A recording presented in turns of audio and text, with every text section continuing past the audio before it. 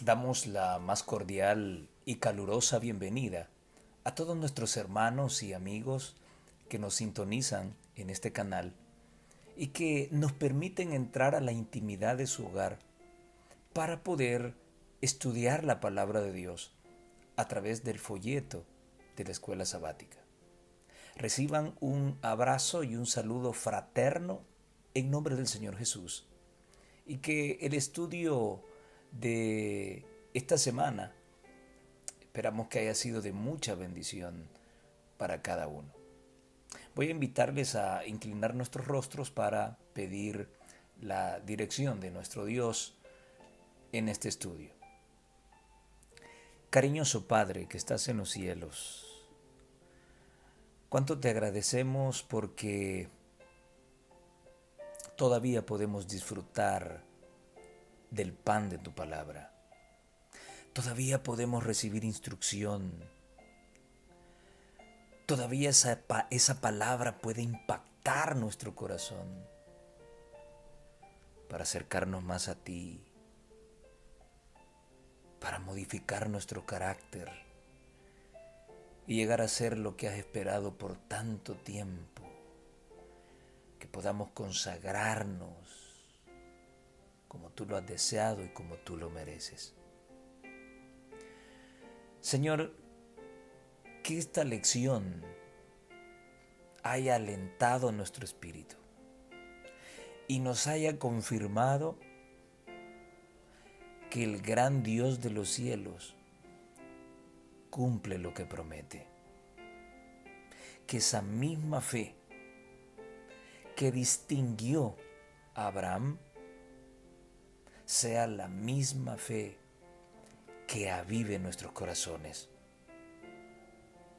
que nos lleve a esa consagración total y a esa preparación en serio para la pronta venida de tu Hijo Jesucristo, en quien oramos en este momento para que envíe a su Espíritu y nos ayude a entender esta preciosa palabra. En Cristo, nuestro amante Salvador.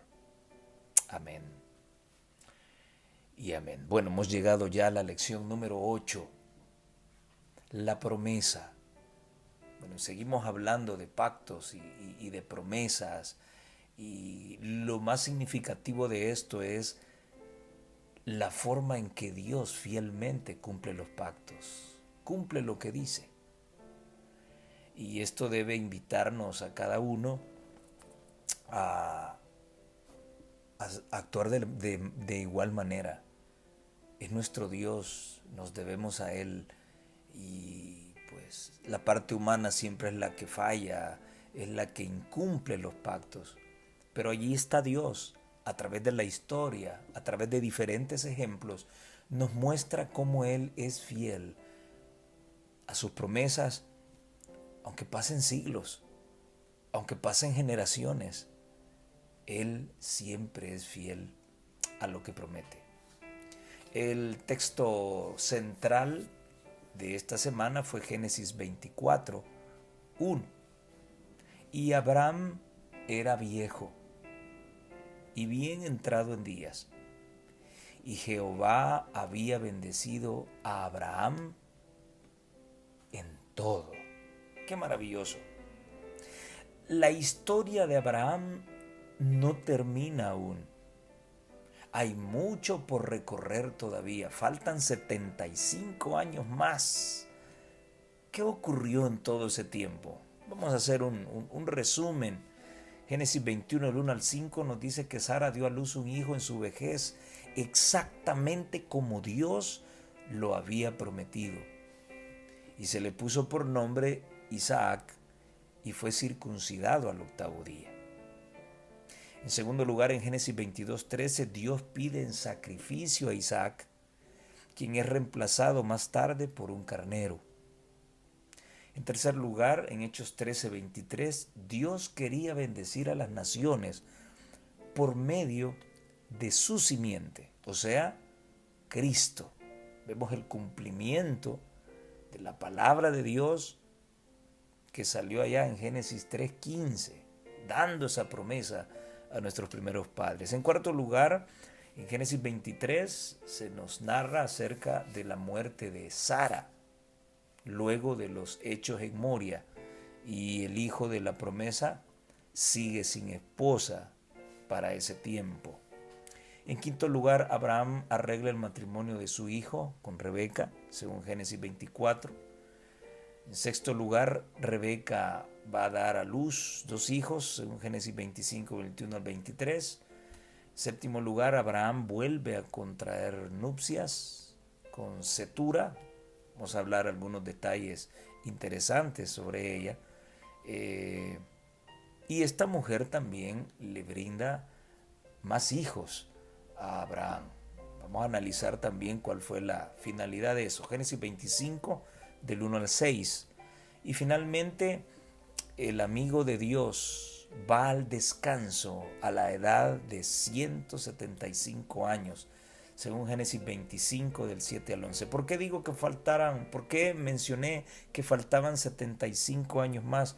Bueno, recordemos que a la edad de 100 años Dios bendice a Abraham con el nacimiento de Isaac, pero todavía faltan 75 años más en donde hay muchos eventos, son los que acabamos de describir, que terminarán de consolidar la promesa que Dios le hizo a Abraham, y este finalmente iría al descanso, al igual como Dios mismo se lo había planteado. Bueno, el monte Moria. Esta historia me emociona, hermanos. Esta historia, hay tanto que hablar de ella.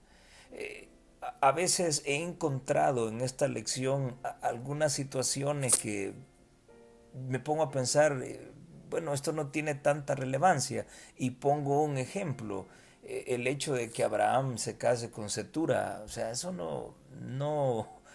no es tan trascendental, y muchas veces se dejan afuera otras cosas que tienen un gran significado espiritual para nosotros. Y esta historia, lo ocurrido en Moria, es una de ellas. Hay tanto de qué hablar, hay tanto que aprender, y es impresionante. Vamos a iniciar con una pregunta. ¿Por qué Abraham fue probado de esta manera? Y yo no sé, querido hermano, si tú te pusiste en los zapatos de Abraham. Yo sinceramente no sé cómo hubiese respondido. Y quizás hubiese respondido como la sierva del Señor menciona que hubiese respondido Sara. Ya vamos a verlo en un momento. Yo no sé cómo hubiese respondido, cómo hubiese actuado. Dios viene, me promete una simiente, me promete una gran bendición,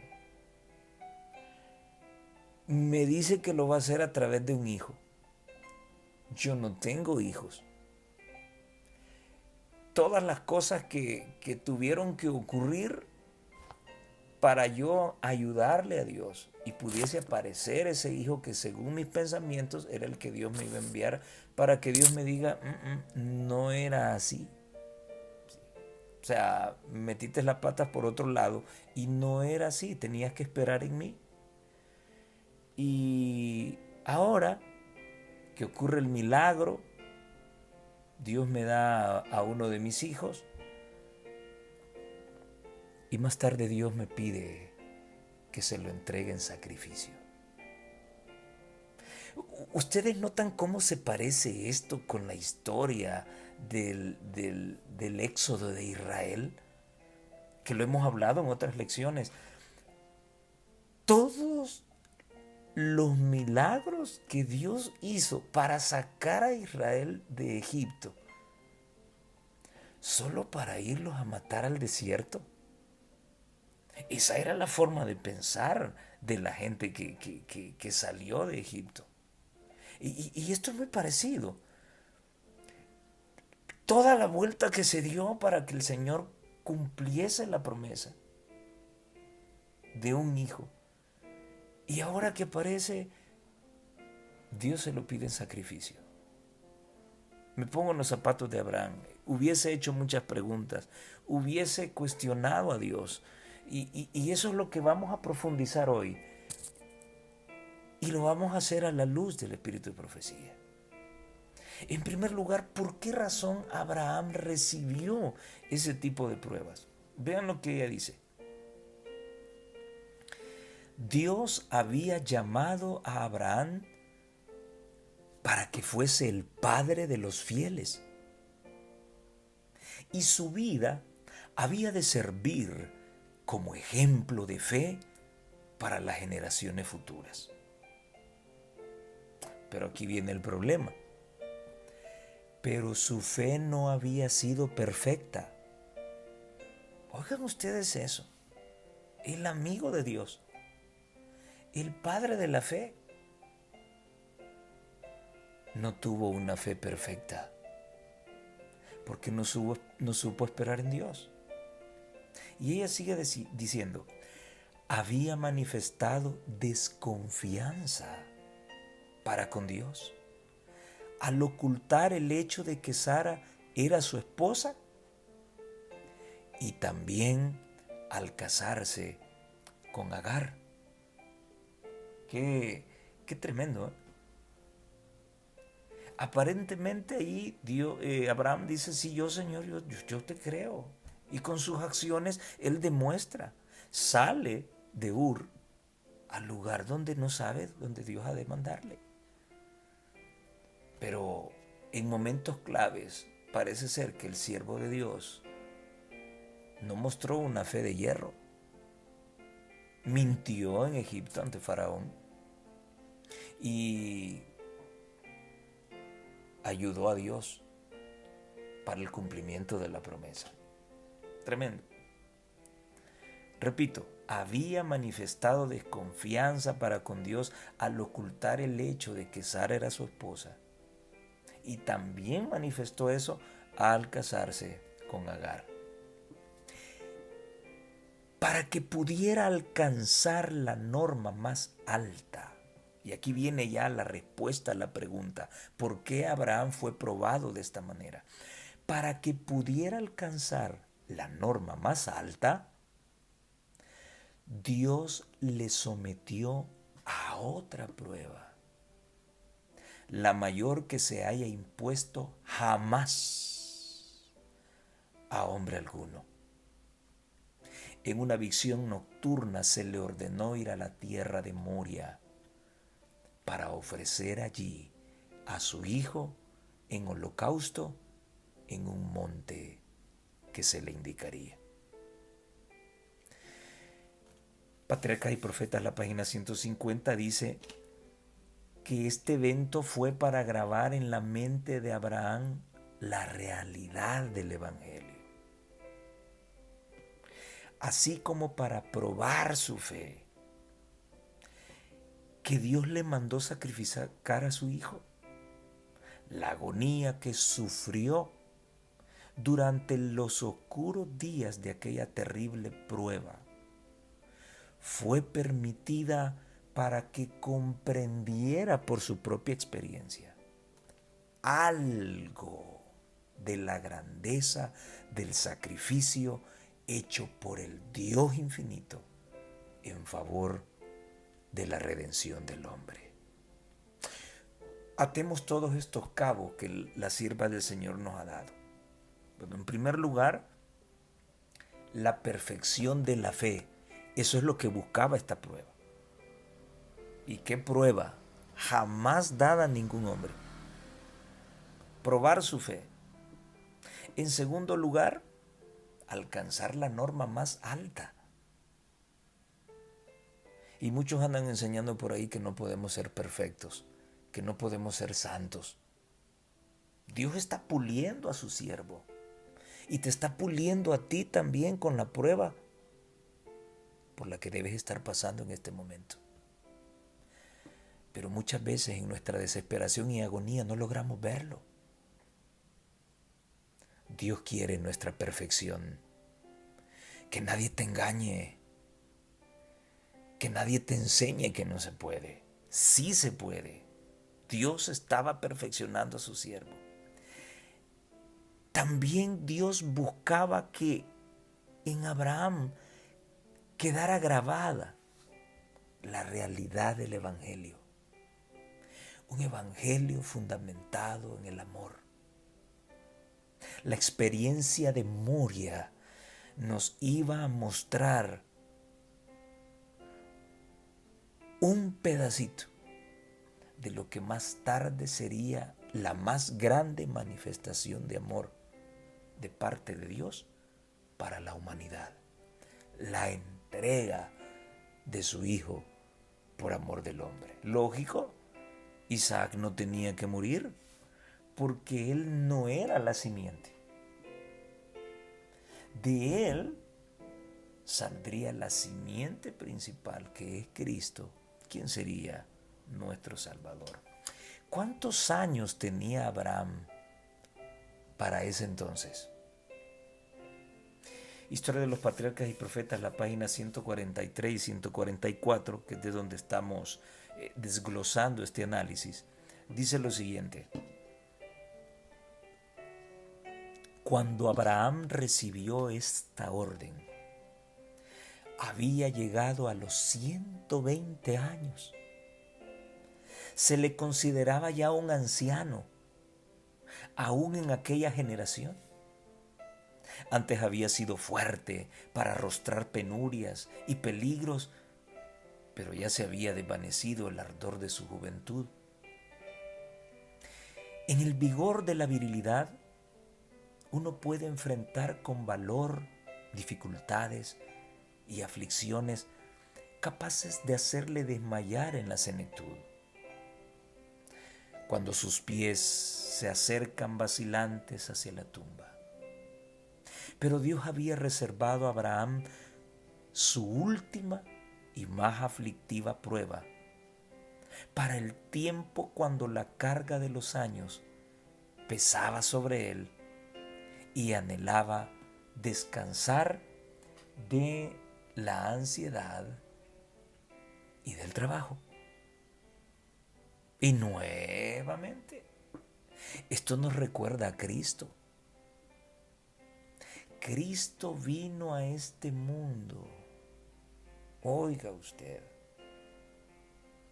con muchos siglos de pecado encima. Fue tentado por Satanás en la mayor debilidad, el ayuno. Y ahora de igual manera la sierva del Señor nos presenta de que uno cuando está joven, uno enfrenta con virilidad y valentía y osadía cualquier situación. Pero en la vejez, qué tremendo. Abraham fue probado en el tiempo de mayor debilidad. 120 años. ¡Wow! Increíble. ¿Puede un ser humano en pecado discernir la voluntad de Dios y darse cuenta de su condición ante Él? Esto es común en nuestras iglesias. Común. Testimonios para la Iglesia, tomo 5, página 603, dice lo siguiente. Cuando el pecado ha adormecido las percepciones morales, el malhechor no discierne los defectos de su carácter ni se da cuenta de la enormidad del mal que ha cometido. Y, a menos que se rinda al poder convincente del Espíritu Santo, permanecerá en una ceguera parcial con respecto a su pecado. Sus confesiones no son sinceras y fervorosas. Por eso el Señor nos compara con la iglesia de la Odisea. Y una de las 5 características negativas que allí aparecen es esa precisamente, la ceguera. Hermanos, estamos en pecado y tocando las cosas sagradas y no nos hemos dado cuenta. Y creemos que así nos vamos a salvar. Estamos en pecado abierto. Y el sábado por la mañana estamos dirigiendo la escuela sabática. Estamos teniendo el culto de adoración. Estamos dirigiendo la sociedad de jóvenes. Estamos dirigiendo las reuniones del Club de Conquistadores. Sí, esos somos laodicenses. Jesús conoce nuestras obras.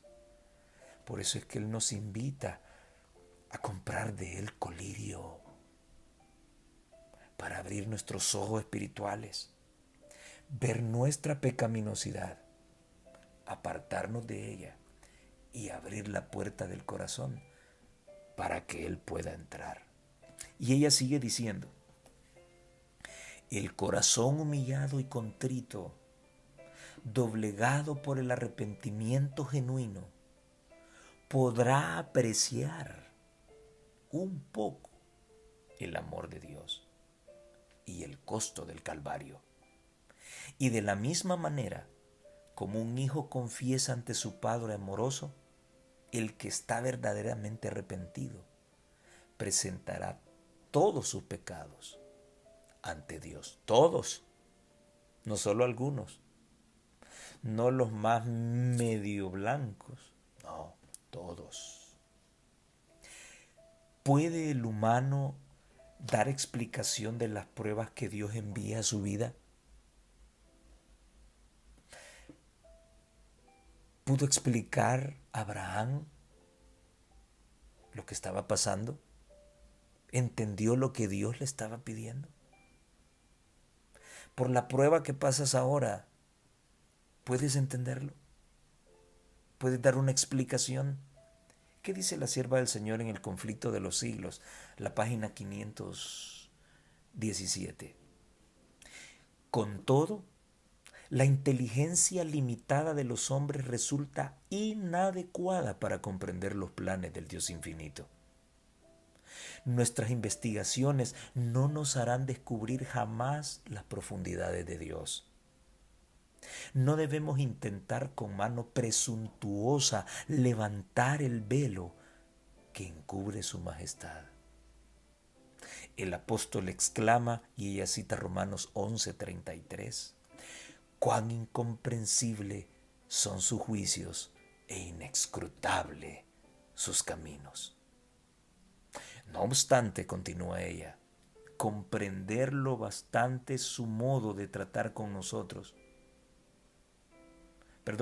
No obstante podemos comprender lo bastante su modo de tratar con nosotros y los motivos que le hacen obrar como obra, para reconocer un amor y una misericordia infinitos unidos a un poder sin límites.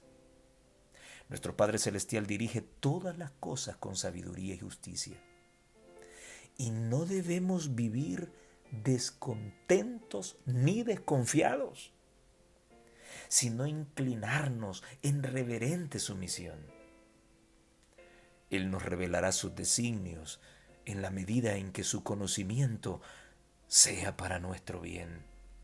Y en cuanto a lo demás, debemos confiar en aquel cuya mano es omnipotente y cuyo corazón rebosa de amor. ¡Qué precioso! ¡Qué maravilloso! Por eso, hermanos, personalmente no puedo estudiar la lección de escuela sabática sin leer lo que ella dice primero. ¿Qué motivo? Debemos echarnos en los brazos del Señor con toda la confianza como un bebé lo hace en los brazos de su madre. Qué precioso esto. ¿Cuál era el significado de esta terrible prueba para Abraham relacionada con su hijo? ¿Qué lecciones espirituales surgen de este asombroso y trascendental acontecimiento?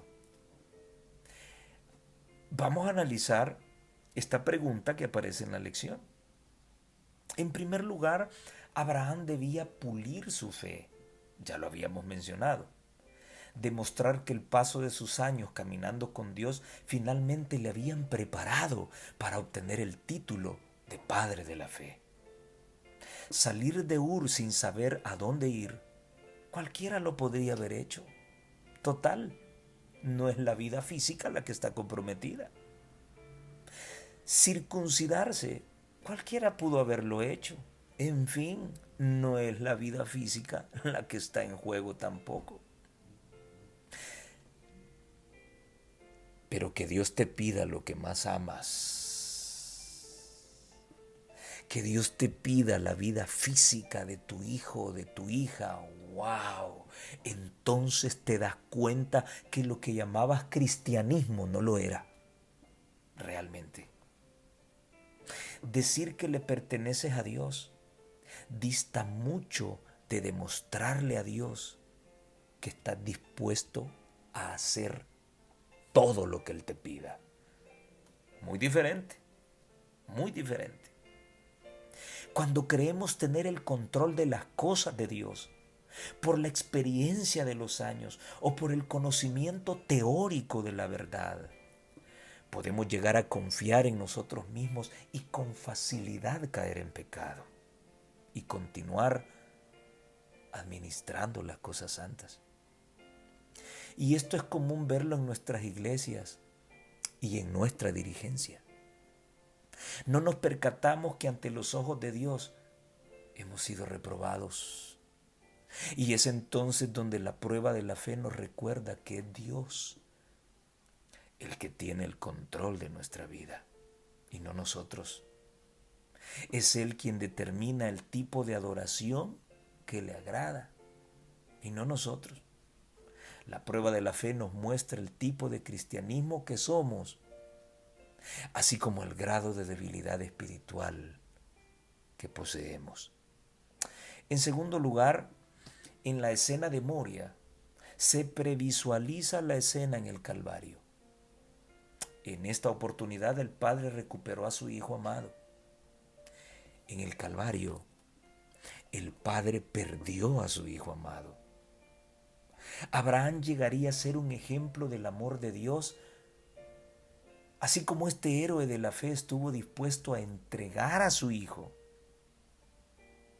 Dios el Padre estaría dispuesto a entregar a Cristo, porque Él es la simiente verdadera que destruiría a Satanás, según Génesis 3:15.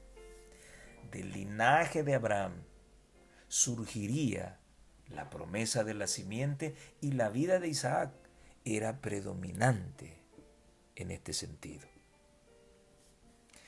Y en tercer lugar, lo inexplicable para el hombre sigue teniendo sentido para Dios. La mente humana es tan pequeña para entender a Dios, así lo revela Romanos 11:33. Oh, profundidad de las riquezas de la sabiduría y de la ciencia de Dios, cuán insondables son sus juicios e inescrutables sus caminos. Para Abraham, creer en Dios en ese momento significaba que su futuro estaba perdido. Sin su hijo, el cumplimiento de la promesa se venía abajo. Pero con extrema confianza, aquel siervo de Dios recordó que fue Dios quien pasó en medio de la ofrenda. Fue su palabra la que se cumplió en su anciana mujer para concebir a su hijo. Recordó que Dios cumple lo que dice y nada hay imposible para él. Ahora no había tiempo para detenerse a pensar sobre las razones que Dios le dio para bendecirlo y las razones por las cuales Dios mismo le permite llegar tan lejos para terminarlo todo en un sacrificio. con paso firme decidió confiar en Dios e iniciar su calvario por 3 días. Total, Jehová dio, Jehová quitó. Bendito sea el nombre del Señor. ¿Recuerdan eso? Job 1:21. ¿Comprendes esto? Yo tampoco. Entonces nuestra fe necesita seguir desarrollándose por medio de la prueba. ¿No lo crees? Bueno, Dios proveerá. Wow, otra frase maravillosa. Día lunes. Vamos a hablar de una agonía sometida bajo la fe. Pongámonos en los zapatos de Abraham, en su agonía sometida a una fe que se aferra de las promesas, del pacto, de la palabra y las evidencias de Jehová. Pero al mismo tiempo, bajo riesgo de estropearse por los sofismas de Satanás. Qué presión más grande, ¿eh? Historia de los Patriarcas y Profetas, páginas 129 y 130. Aquel día, el más largo en la vida de Abraham, llegó lentamente a su fin. Mientras su hijo y los siervos dormían, él pasó la noche en oración, todavía con la esperanza de que algún mensajero celestial viniera a decirle que la prueba era ya suficiente, que el joven podía regresar sano y salvo a su madre. Pero su alma torturada no recibió alivio. Satanás estaba muy cerca de él, susurrándole palabras llenas de dudas e incredulidad, pero Abraham rechazó sus sugerencias. Ni aun entonces murmuró Abraham contra Dios, sino que fortaleció su alma espaciándose en las evidencias de la bondad y la fidelidad de Dios. Se le había dado este hijo inesperadamente y el que le había dado este precioso regalo no tenía derecho a reclamar lo que era suyo. Tremendo, incomprensible. Entonces su fe le repitió la promesa: en Isaac te será llamada descendencia. Génesis 21:12 menciona ella. Una descendencia incontable, numerosa como la arena de las playas del mar. Isaac era el hijo de un milagro y no podía devolverle la vida al poder que se le había dado. Mirando más allá de lo visible, ahí está, mis hermanos, ahí está la clave. Mirando más allá de lo visible, Abraham comprendió la divina palabra porque pensaba que Dios es poderoso para levantar aún de entre los muertos. Hebreos 11:19. Al final, después de darle vuelta al asunto, Abraham dijo: bueno, pero si Él me lo ha dado, Él tiene el derecho a quitármelo. Y así como me lo dio, Él tiene el poder para poderlo resucitar. ¿No se parece a lo que vivimos día a día cuando estamos bajo pruebas terribles? Aquí está la clave.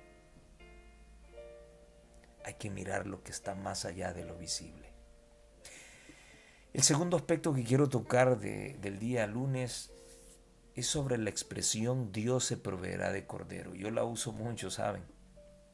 La fiel enseñanza de la construcción de altares y el ofrecimiento de sacrificios por los pecados, poniendo la mira en un Salvador futuro, fue bien aprendida por el joven Isaac, que razonando sobre los propósitos del viaje, inocentemente y con lógica en sus palabras preguntó: Padre mío, he aquí el fuego y la leña, mas ¿dónde está el cordero para el holocausto? Lógico, ¿eh? Oh, mis hermanos, cuán importante es sentar las bases de la religión desde la niñez y en el hogar. Instruye al niño en su camino para que cuando fuere viejo no se aparte de él, dice Proverbios. La sumisión e inocencia mostradas por Isaac revelaba un espíritu apacible cultivado desde los primeros años por medio de las enseñanzas de sus padres. y era un reflejo de la sumisión de Cristo ante su Padre. El muchacho pudo actuar de muchas formas rebeldes al saber que era él quien sería sacrificado, pero no lo hizo. Se sometió a la voluntad de Dios y a la de su Padre. Pero qué cuadro, el Padre y el Hijo bajo la agonía del Calvario, prefigurada en Moria y proyectándonos al tiempo de Cristo. De Abraham dijo el Señor Jesús: Abraham vuestro padre se gozó por ver mi día, y lo vio y se gozó. Tremendo. Escuchen esto hoy. Historia de los Patriarcas y Profetas, página 147. Con voz temblorosa, Abraham reveló a su hijo el mensaje divino. Con terror y asombro, Isaac se enteró de su destino, pero no ofreció resistencia. Habría podido escapar a esta suerte si lo hubiera querido. El anciano, agobiado de dolor, cansado por la lucha de aquellos 3 días terribles, no habría podido oponerse a la voluntad del joven vigoroso.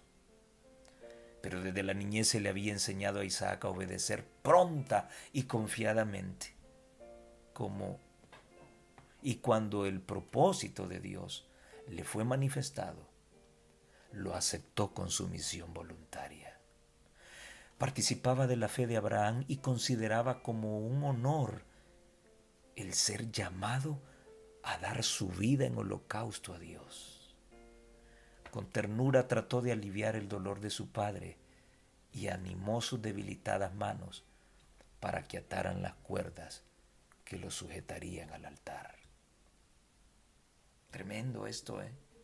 Qué enseñanza más bárbara, por todos los medios, para los padres, para los hijos, para la iglesia, para los líderes. Tremendo. Su padre confiadamente respondió, apoyándose en la fe: Dios se proveerá de cordero. Dios, hijo mío, tiene el control. En Él hay que confiar, aunque sus caminos y decisiones no nos parezcan los más adecuados. La esperanza estaba latente. Aquel siervo de Dios estaba revelando la fe que necesitamos hoy para consagrarnos a Dios. Una fe a prueba de todo, del hambre, del cansancio, del frío, del calor, de la traición, del maltrato, del desprecio, del olvido y de la muerte. La fe de Abraham estaba anclada en Dios y no en las manifestaciones externas del miedo y la duda. Y Dios respondió, mis queridos hermanos. Entonces Abraham vio un carnero a sus espaldas, trabado en un zarzal, y enseguida trajo la nueva víctima y la ofreció en lugar de su hijo, dice la sierva de Dios. Lleno de felicidad y gratitud, Abraham dio un nuevo nombre a aquel lugar sagrado y lo llamó Jehová Jireh, o sea, Jehová proveerá. Patriarcas y Profetas, página 148. No te desanimes. Dios se proveerá de cordero. Eso significa todo está en las manos de Dios. Y cuando llegas a esa conclusión, comienzas a tener tranquilidad en tu vida, porque estás dispuesto a aceptar la voluntad de Dios, sea cual sea. Sea lo que deseas o sea lo que no deseas. Eso se llama fe.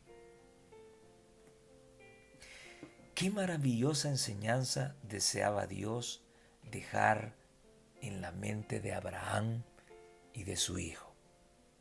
Patriarcas y Profetas, página 150. Yo espero que hayan leído Patriarcas y Profetas, hermanos, y se estén gozando de lo que yo estoy diciendo.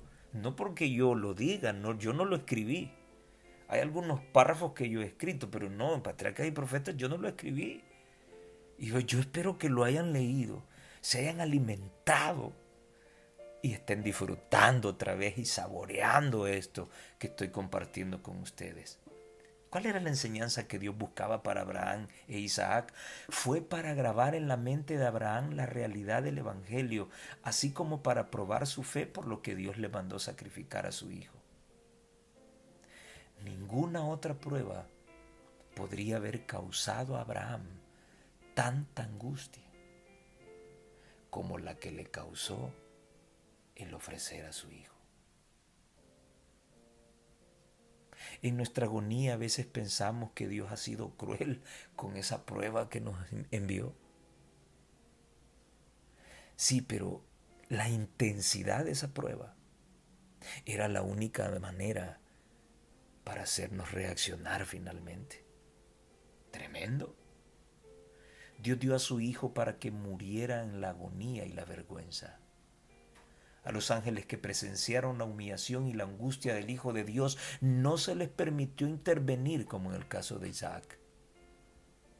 No hubo voz que clamara basta. El Rey de la Gloria dio su vida para salvar a la raza caída.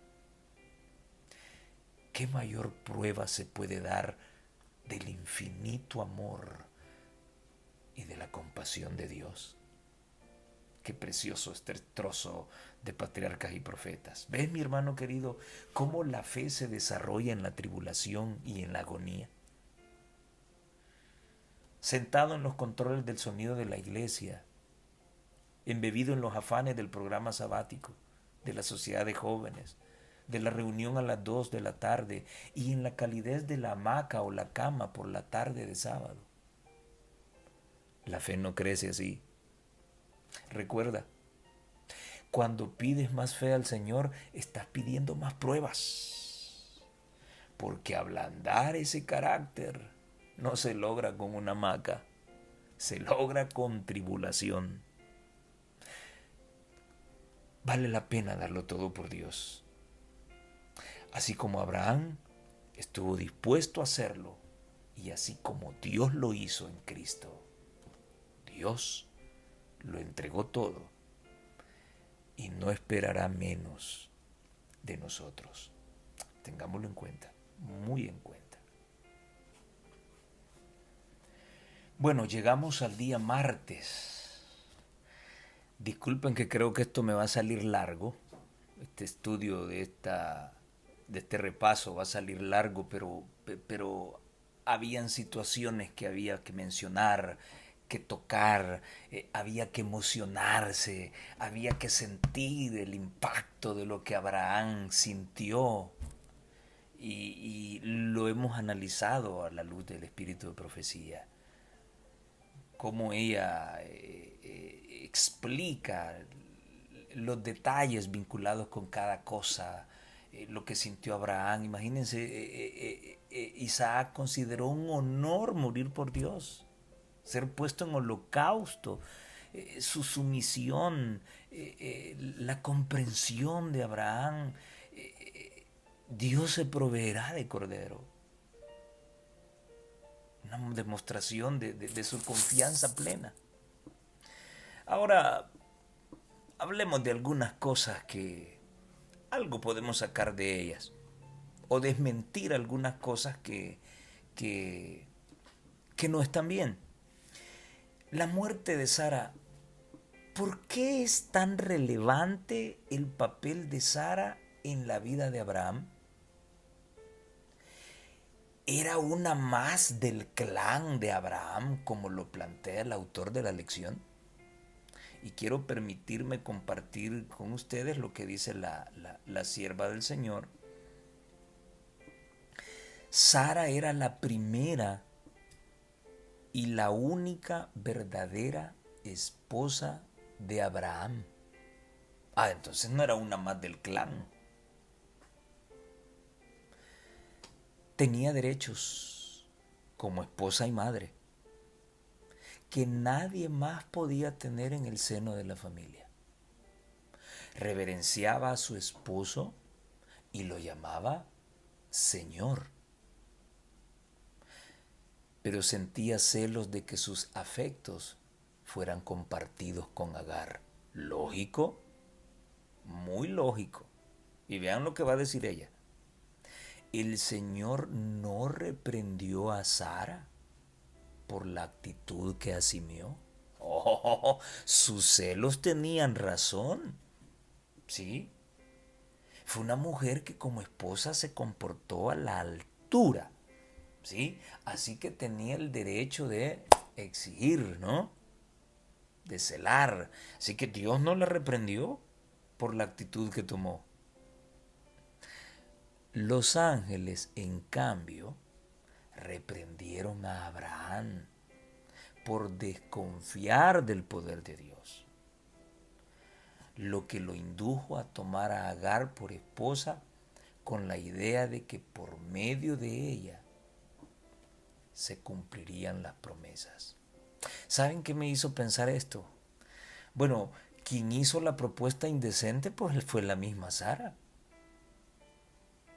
Pero al leer este trozo me puse a pensar, bueno, o sea de que Sara estaba clavada en buen salvadoreño en el bebé, el nacimiento del bebé, la procreación del bebé. Sí, pero Abraham estaba pensando en otra cosa. ¿Sí? Que la simiente prometida viniese a través de ese método. Así que por eso ella escribió de que los ángeles fueron los encargados de reprenderlo a él. Qué bárbaro esto. ¿Compartió Sara la prueba que Dios propuso a Abraham? ¿Sabía ella algo de lo que ocurriría en Moria? Su muerte provino de la impactante prueba de sacrificar a su primogénito. Bueno, veamos cómo fue el asunto. Historia de la Redención, página 82 y 83. Abraham nada dijo a Sara acerca de la naturaleza de su viaje. Nada.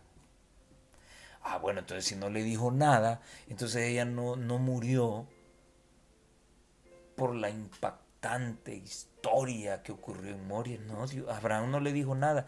Ahora la sierva del Señor nos va a explicar por qué no le dijo nada. Porque sabía cuánto amaba ella a Isaac y que ese afecto la induciría a desconfiar de Dios y no entregar a su hijo. Lógico, la actitud de toda madre. El patriarca no permitió que el amor paternal lo dominara y lo indujera a rebelarse contra Dios. El mandamiento del Señor había sido calculado para sacudirlo profundamente. Toma ahora tu hijo. Y entonces, como para probar un poco más su corazón, añadió, tu único Isaac, a quien amas, es decir, al único hijo de la promesa, y ofrécelo allí en holocausto. Oiga, mi hermano, Dios metiendo el dedo en la llaga. Terrible. No solo le dijo, mira, sacrifícame a tu hijo. No, en buen salvadoreño, como para picarlo, ¿verdad? Y ese dedito de Dios entrando en la herida. Es el que te prometí. Es el que te dije que a través de él se iba a cumplir todo el pacto que hicimos. Así que quiero que me lo ofrezcas en holocausto, así, bien amarradito. Oígame, usted, ese corazón estaba siendo exprimido tremendamente. Qué gran ejemplo encontramos hoy para nosotros en el estilo de vida que Abraham llevó en este mundo, sus posesiones y peregrinaciones, y cómo esto contrasta con la adquisición de la cueva de Macpela. Un hombre rico que no tenía dónde vivir. ¿En qué empleó Abraham sus riquezas? Estaba Abraham interesado no solo en adquirir la sepultura, sino también establecerse permanentemente en la tierra. Muy bien. Historia de los patriarcas y profetas, página 166. La herencia que Dios prometió a su pueblo no está en este mundo. Abraham no tuvo posesión en la tierra, ni aún para asentar un pie. Y ella cita Hechos 7:5. Poseía grandes riquezas y las empleaba en honor de Dios y para el bien de sus prójimos, pero no consideraba este mundo como su hogar. Hermanos y hermanas, no siempre cuando Dios promete bendecir, Él se está refiriendo a dinero. Puede ser que sigas en la misma condición económica, pero la salud es una bendición. El que salgas de casa y regreses nuevamente y veas a tu familia es otra bendición. El trabajo es una bendición. Una carrera académica es una bendición. Servirle a Dios es la más grande bendición. No solamente dinero.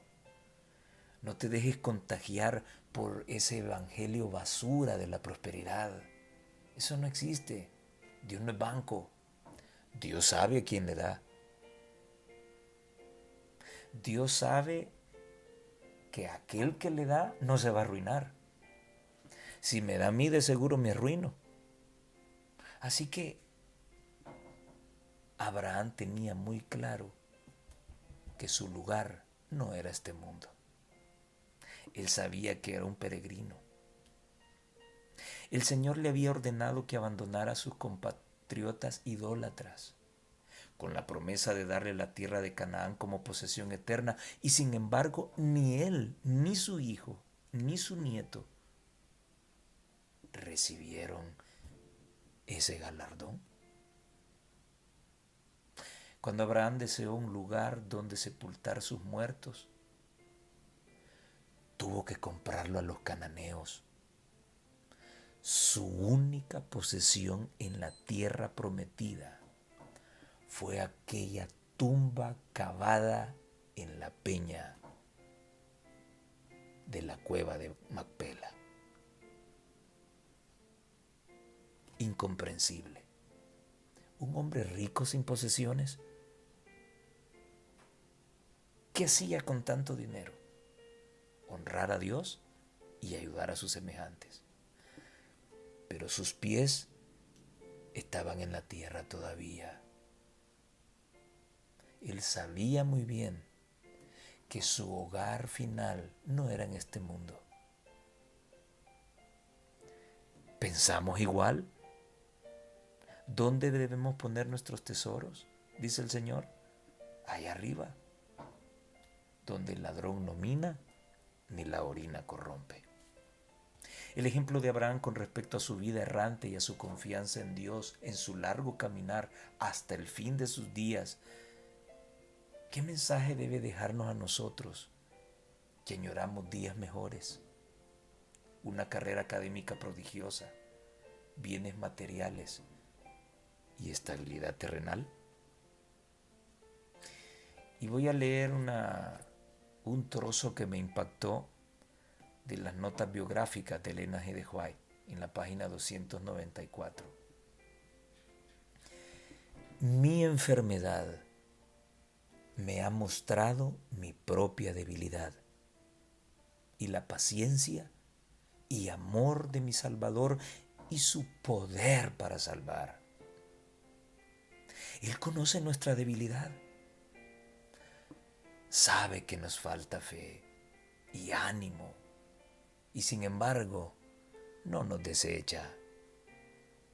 Yo puedo caer en mi puesto antes que el Señor venga, pero cuando todos los que están en la tumba se levanten, Yo veré a Jesús si soy fiel y seré como Él.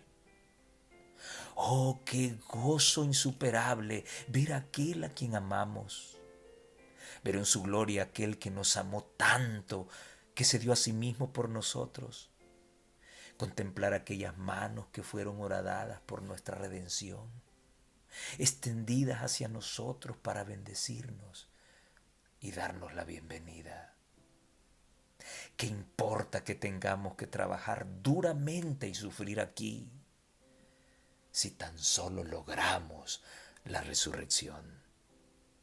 Esperaremos pacientemente hasta que termine nuestro tiempo de prueba y entonces elevaremos el cántico alegre del triunfo.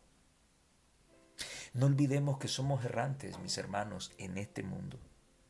No es aquí nuestra patria. No es aquí el lugar de nuestro reposo. Reza un precioso himno que cantamos. Hay un mundo feliz más allá, donde el llanto, el dolor y la muerte no podrán hacernos más daño, donde junto a nuestros amados tendremos el privilegio de ver el rostro de nuestro amante redentor por toda una eternidad. ¿Qué se sentirá ver a Cristo cara a cara? Bueno, pronto lo descubriremos. Una esposa para Isaac es el título de la lección del miércoles. ¿Por qué a Abraham le preocupa que su hijo se case con una mujer cananea? Que su hijo no se case con una mujer cananea. Vamos a partir de un principio bíblico. Y aquí, mis hermanos, no sé si sus hijos están ahí con ustedes, especialmente si son ya muchachos y están en esa época en que ya pica el corazoncito y están en busca de una pareja. Jóvenes, quiero hablarles a ustedes, porque esto es para ustedes. ¿Cuál era la preocupación de Abraham de que su hijo no fuese a conseguir una mujer cananea? Vamos a partir de un principio. Deuteronomio 7, del 1 al 4. Cuando Jehová tu Dios te hubiera introducido en la tierra en la cual tú has de entrar para poseerla, y hubiera echado delante de ti muchas gentes, al Eteo, al Gergeseo, y al Amorreo, y al Cananeo, y al Fereceo, y al Jebeo, y al Jebuseo, 7 naciones mayores y más fuertes que tú, y Jehová tu Dios las hubiera entregado delante de ti, y las hirieres, del todo las destruirás. No harás con ellos alianza, ni las tomarás a merced, y no emparentarás con ellos. No darás tu hija a su hijo, ni tomarás a su hija para tu hijo. ¿Por qué? Hay un porqué, muchachos. Porque desviará tu hijo de en pos de mí, y servirán a dioses ajenos. Y el furor de Jehová se encenderá sobre vosotros, y te destruirá presto. Y el otro principio está en 2 Corintios 6:14. No os juntéis en yugo desigual con los infieles, dice la Reina Valera antigua, con los incrédulos, dice la Reina Valera 60. Porque, ¿qué compañía tienen la justicia con injusticia? ¿Y qué comunión la luz con las tinieblas? Ahí está el principio. ¿Y cómo se cumplió esta palabra en los reyes de Israel? Las mujeres que eligieron los llevaron a ser idólatras una y otra vez. Salomón es un ejemplo de esto. Las mujeres lo extraviaron de sus principios. Y estoy hablando de un sabio, de un rey. ¿Cómo no he de extraviarme yo, que no soy sabio, No tengo la sabiduría de Salomón, ni soy un rey. ¿Te has preguntado eso alguna vez? ¿Cómo se aplica esto hoy en nuestro tiempo? El no unirse en yugo desigual con los incrédulos solo involucra a la pareja o hay otros más intervinientes. En primer lugar, la educación de los hijos tendrá la confrontación de dos culturas diferentes. Tú adventista, ella bautista o pentecostal o de cualquier movimiento religioso. No es que no es incrédula. Voy a adelantarme a algo que escribí y voy a leerte. Es un incrédulo. ¿Por qué? Porque no cree lo mismo que tú crees. Comencemos por un punto, el sábado. Y te lo digo por experiencia. Hace mucho tiempo yo cometí ese error. Oh, no, es que es cristiana. Cuidado. Los suegros, si no comparten los mismos principios con el novio o la novia, van a generar problemas. ¿No comen carne tus hijos? Sí, pero tus suegros sí. Y van a decir que a tus hijos los estás criando mal y que van a tener anemia si no comen carne. ¿Ves? En que en los mismos matrimonios adventistas hay confrontaciones entre las mismas familias adventistas.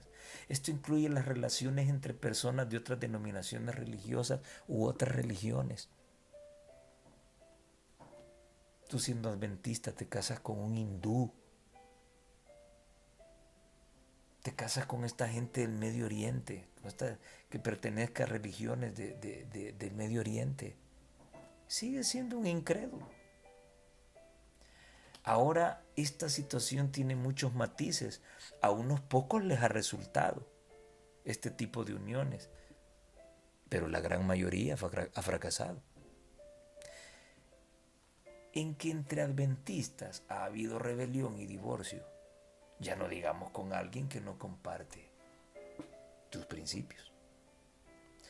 Lo mejor es tomar en cuenta el principio bíblico y no ser temerarios, sea quien sea, religioso, evangélico, ateo, etcétera. Si no comparte tus principios, es un incrédulo. Es mejor no meterse en camisa de 11 varas. No dejes que pesen tus sentimientos. Deja que pese la razón. En otras palabras, no pienses con el corazón, ¿no? Apliquemos lo anterior a la preocupación de Abraham porque su hijo no fuera a fijarse en una incrédula. Padres, de ustedes depende mucho el futuro de sus hijos en este aspecto. Ahora, ¿qué dice la sierva de Dios? Patriarca y Profetas, página 168. Abraham había llegado a la ancianidad y sabía que pronto moriría. Pero aún le quedaba un acto por cumplir, uno, para asegurar a su descendencia el cumplimiento de la promesa. Isaac era el que Dios había designado para sucederle como depositario de la ley de Dios y padre del pueblo escogido. Pero todavía era soltero. Los habitantes de Canaán estaban entregados a la idolatría y Dios, sabiendo que tales uniones conducirían a la apostasía, había prohibido el matrimonio entre ellos y su pueblo. ¿Quién lo prohibió? Dios. El patriarca temía el efecto de las corruptoras influencias que rodeaban a su hijo. La fe habitual de Abraham en Dios y su sumisión a la voluntad divina se reflejaba en el carácter de Isaac. Pero el joven era de afectos profundos y de naturaleza benigna y condescendiente. Si se unía con una mujer que no temiera a Dios, se vería en peligro de sacrificar sus principios en aras de la armonía. Para Abraham, elegir esposa para su hijo era asunto de suma importancia y anhelaba que se casara con quien no le apartase de Dios. No todo lo que viene con nombre de cristiano es confiable. Uno. Segundo, No todo lo que viene con nombre de adventista también es confiable. Ojo, mucho ojo. Pero bueno, la vida del joven o la jovencita pudo haber estado llena de consejos, lectura, videos, sermones, seminarios, etcétera, etcétera. Al final, sigue siendo una decisión personal. Dios te da la libertad para elegir y esa elección exigirá de ti la aplicación de los principios adquiridos por la educación que te dieron tus padres, por tu espíritu autodidacta, porque tú has buscado instruirte, y por tu fe en Dios. Ojalá tu elección sea la ideal. Escucha, querido joven, estas palabras preciosas. Testimonios para la Iglesia, tomo 7. Hay una victoria que ambos debéis obtener, la victoria sobre la terquedad. No la obtendréis sino mediante la ayuda de Cristo. Podéis luchar mucho tiempo para dominaros, pero no tendréis éxito si no recibís la fuerza de lo alto. Mediante la gracia de Cristo podréis obtener la victoria sobre vosotros mismos y sobre vuestro egoísmo. Si vivís la vida de Cristo, si a cada paso consentís al sacrificio, si manifestáis constantemente una simpatía siempre mayor para con aquellos que necesitan ayuda, obtendréis victorias tras victoria, día tras día. Aprenderéis a dominaros y a fortalecer los puntos débiles de vuestros caracteres. El Señor Jesús será vuestra luz, vuestra fuerza, vuestra corona de gozo, porque habéis sometido vuestra voluntad a la suya. Hombres y mujeres pueden alcanzar el ideal que Dios les propone si consienten en aceptar a Cristo como ayudador suyo. Entregados completamente al Señor, el pensamiento de que habéis de luchar para conseguir la vida eterna os fortalecerá y estimulará. Cristo debe daros fuerza para vencer. Mediante su ayuda podréis destruir el egoísmo hasta en sus raíces más profundas. Qué precioso y qué tremendo este asunto. Muy bonita lección. Ahora, una esposa para Abraham. Bueno, la expresión otra mujer que encontramos en el relato de Génesis denota que Abraham eligió a una mujer que no podía ser Agar, porque él ya la había tomado y se había casado con ella, con Agar, recuerdan. La Torá identifica a esta mujer que tomó Abraham como Keturá, una concubina. El Targum de Jonathan la identifica como Agar, pero otros la identifican como una tercera mujer y sugieren que para ese tiempo Agar ya estaba muerta. Me inclino más por la segunda opción, una tercera mujer que Abraham tomó y en quien encontró consuelo por la pérdida de Sara. Ahora, en este sentido, no hay mucho que considerar de esta nueva relación. El espíritu de profecía no habla nada al respecto. Por lo tanto, lo único que podemos hacer es sacar conjeturas, nada más. Y algunas lecciones importantes. En primer lugar, Abraham volvió a casarse para consolarse por la pérdida de Sara. En segundo lugar, Abraham procreó 6 hijos con Setura o Keturá, en cumplimiento de la palabra de Dios sobre el hecho de que él sería padre de muchedumbres. En tercer lugar, Abraham sigue manteniendo una marcada distinción entre la simiente prometida de parte de Dios por medio de Isaac y sus otros hijos procreados con Agar y Setura. Y por último, tal como Dios lo prometió, su siervo Abraham murió en buena edad, anciano y complacido, según lo describe la Torá. Mis hermanos, Dios cumple lo que promete. Su gracia es abarcante, completa, pero también se agrada en la obediencia que como humanos le podemos ofrendar. Somos salvos por fe para perdón de los pecados, pero es necesario guardar sus mandamientos para obtener la vida eterna. Todos los que crean en Él y se mantengan fieles recibirán las promesas que Dios le dio a Abraham.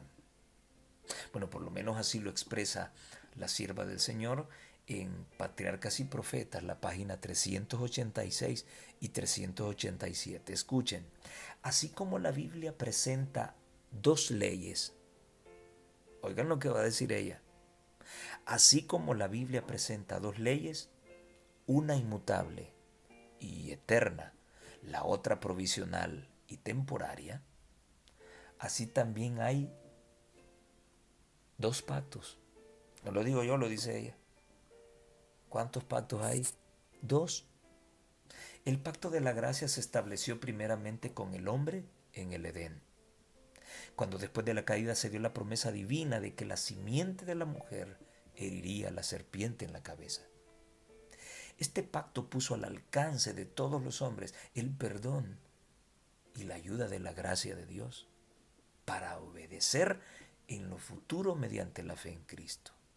También les prometía la vida eterna si eran fieles a la ley de Dios. ¿No? Así recibieron los patriarcas la esperanza de la salvación. Este mismo pacto le fue renovado a Abraham en la promesa. En tu simiente serán benditas todas las gentes de la tierra. Génesis 22, 18. Esta promesa dirigía los pensamientos hacia Cristo. Así la entendió Abraham y confió en Cristo para obtener el perdón de sus pecados. Fue esta fe la que le fue contada por justicia. Dios nos dé la fuerza, mis hermanos y amigos, la fuerza de carácter que necesitamos para enfrentar el mal y mantenernos firmes en sus mandamientos, para soportar lo que muy pronto hemos de enfrentar como súbditos del reino eterno. El paso de los años junto a sus tremendas pruebas y desafíos deben fortalecer nuestra fe y convertirla de tal manera que al ser sometida a toda prueba pueda obtenerse la victoria. Nuestro destino está en juego y necesitamos una fe firme como la de Abraham y como la de todos aquellos que comprendieron que es Dios el que tiene el control de nuestras vidas y que es Dios lo primero, lo último y lo mejor en nuestra vida. Que el Señor te bendiga y que tu crecimiento espiritual pueda ser mucho más pleno en Cristo Jesús. Nos vemos en la próxima. Muchísimas bendiciones.